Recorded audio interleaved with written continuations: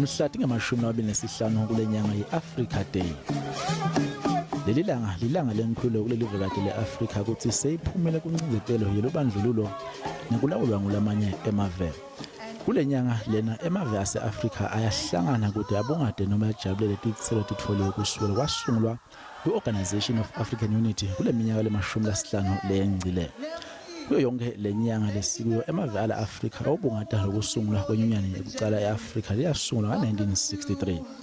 Njengoba kusabungatwa leli langa umbuto lokhona nyalo ukuthi ingabe lukhona inilubumbano emaveni ala Afrika. Kulelive leli langa ligujwa nje kusanza kuba nekuhlaselwa kwabantu kulabavela kulamanye emave. Njengoba lenkulumomphikiswano isachubeka kulelive, labanye basola abantu labavela kulamanye amave ukuthi ngibo labenta bugebengu babuye bathathe nemisebenzi. Ekuqaleni kwalomnyaka i-Operation Dudula yangena etitaladini taseJozi. I-Operation Dudula isungulwe abantu bakulelive labathukuthela basola abantu labavela kulamanye amave ukuthi ngibo lamoshako kulelive. Kusula ngo-2008 lokuhlaselwa kwabantu labavela kulamanye amave kusaqhubeka nekwanza. Kanti labanye nisaba nembuto ukuthi baphi labo labenta imigomo netinhlangano betepolitiki labakuto kunayo inkhulumompikiswano. IDA kwinhlangano yesibili ngebukhulu kulelive ithi kumele imincele yalelive ivikelwe.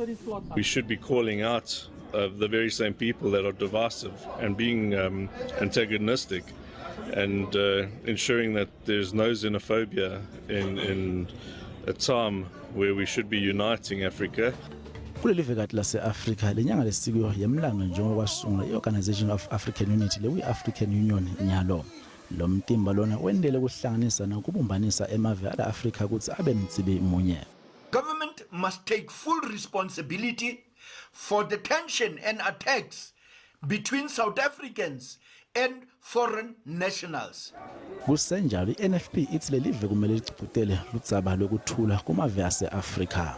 We need to unanimously demonstrate that this is the most beautiful continent where people from different countries and races are able to live together.